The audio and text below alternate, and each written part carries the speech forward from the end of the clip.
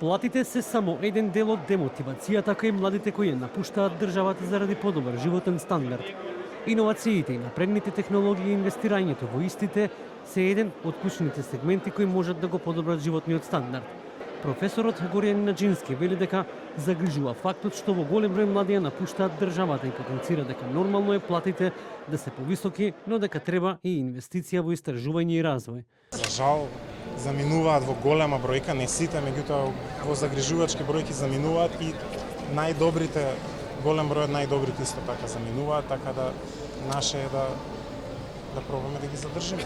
Тоа нормално дека платите треба да се повисоки, меѓутоа треба и да се гледаат иднината тука. Иднината не е само во платите, иднината и во квалитетот на живот, можноста за истражување, можноста за развој, инвестициите во науката и во развојот, така да Македонија има капацитет за иновации кои што можат да овозможат јакнење на капацитетите на малите и средни предпријатија во инкорпорирање на дигитални решенија базирани на вештачка интелигенција, деканот на Финки Петре Ламески. Со јакнењето на иновацијските капацитети да го зголемиме капацитетот на државата за креирање на интелектуална сопственост, што индиректно придонесува и до зголемување на стандардот на граѓаните во државата, а со тоа нормално зголемување на платите.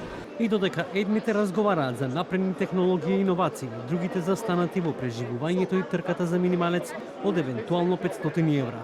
Заменик министерот за економија и труд Маријан Ристевски вели дека како ќе се договорат синдикатите и работодавачите тие, како влада, така ќе се позиционираат. Ние ќе направиме се во иднина со раст на економијата, раст на продуктивноста и подобрување општо на економската слика во Македонија, природно да се зголемуваат платите во Македонија, вклучувајќи и минималната плата. Од Сојузот на стопански комори велат дека кога е во прашање минималната плата и работникот, потребно е да се најде заеднички баланс. Мора да се постигне еден баланс каде што не може цело време да се оди да се тврди нели платата, а во меѓувреме да соодветната продуктивност каде што сметам да не се поврзе тоа. Во меѓувреме, Сојузот на синдикати најгласни во борбата за зголемување на минималецот, додека КСС наставот дека работникот заслужува онолку колку што утврдува законот.